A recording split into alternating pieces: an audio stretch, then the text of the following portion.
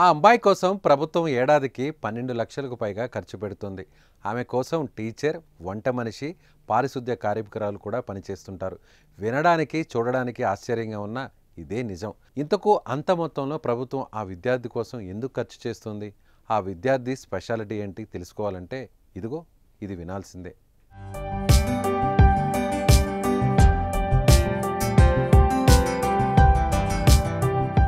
ఖమ్మం జిల్లా వైరా మండలం నారపనేనిపల్లి గ్రామంలో ప్రాథమికోన్నత పాఠశాల ఉంది.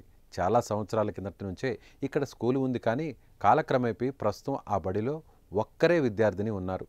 వాస్తవానికి ఇక్కడ 1వ తరగతి నుంచి 7వ తరగతి వరకు విద్యాబోధన చేస్తుంటారు. ఈ పాఠశాలలోనే ఇదే గ్రామానికి చెందిన ఒకే ఒక్క విద్యార్థిని కీర్తన 4వ తరగతి చదువుతోంది. ఈ ఒక్క విద్యార్థిని కోసం ప్రభుత్వం ఒక టీచర్ను నియమించింది. ఆ టీచర్కు నెలవారీ వేతనం ₹1,00,000 పైగా ప్రభుత్వం చెల్లిస్తుంది. అంటే ఏడాదికి ఆ మొత్తం 12,14,000 అన్నమాట. ఈ విద్యార్థినికి వంట వండేందుకు ప్రభుత్వం వంట మనిషికి నెలకు ₹3,000 అంటే 10 నెలలకు ₹30,000 చెల్లిస్తోంది.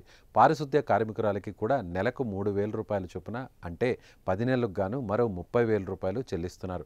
ప్రభుత్వం స్కూల్ నిర్వహణ గ్రాంట్ కింద ₹5,000, స్పోర్ట్స్ గ్రాంట్ కింద మరో ₹5,000 మంజూరవుతున్నాయి. ఇవన్నీ కలిపి ఒక్క విద్యార్థినికి ప్రభుత్వం ఒక విద్యా సంవత్సరానికి సుమారు ₹12.84 లక్షల ఖర్చు చేస్తోంది.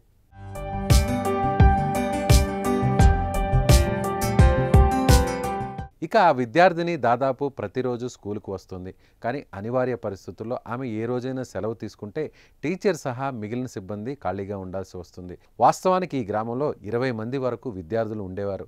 అయితే ప్రభుత్వ పాఠశాలలో ఎల్కేజీ, యూకేజీ సౌకర్యం లేకపోవడంతో స్థానికంగా ఉన్న ప్రైవేటు పాఠశాలకు ఆ పిల్లలను పంపుతున్నారు. కొందరు గురుకుల పాఠశాలకు కూడా వెళ్ళిపోయారు. గత ఏడాది 6గురు ఉంటే ఈ సంవత్సరం కీర్తన ఒకటే మిగిలింది. కాబట్టి పాఠశాలను ఎత్తివేద్దామని జిల్లా విద్యాశాఖ భావించిన ఆ విద్యార్థిని తండ్రితో పాటు గ్రామస్తులు ఒప్పుకోలేదు. తమ కూతుర్ని ఇక్కడే చదివిస్తామని విద్యార్థిని తల్లిదండ్రులు చెప్పడంతో చేసేది ఏమీ లేక ఇదిగో ఇలా భారాన్ని భరిస్తూ స్కూల్ నిర్వహిస్తోంది ప్రభుత్వం.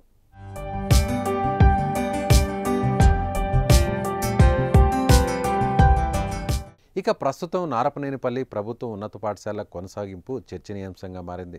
ప్రభుత్వం ఒక విద్యార్థిని కోసం ₹12.84 లక్షల ఖర్చు చేయడం ఏమిటని కొంతమంది అంటుంటే, మరోవైపు చైనాలో ఓ విద్యార్థిని కోసం అక్కడ ప్రభుత్వం రైల్నే నడిపిందని మరికొందరు గుర్తు చేస్తున్నారు. కేరళ వంటి రాష్ట్రాల్లో ఈ తరహాలోనే అనేక పాఠశాలలు నిర్వహిస్తుంటారని చెబుతున్నారు. మరికొందరు ప్రభుత్వ ధనం సరైన రీతిలో వినియోగించట్లేదని అభిప్రాయపడుతున్నారు. మొత్తానికి స్కూల్లో ఒకే ఒక విద్యార్థికి 12 లక్షలకు పైగా ఖర్చు చేయడంపై విభిన్న వాదనలు వినిపిస్తున్నాయి. మరి మీరేమనుకుంటున్నారో కామెంట్ చేయండి.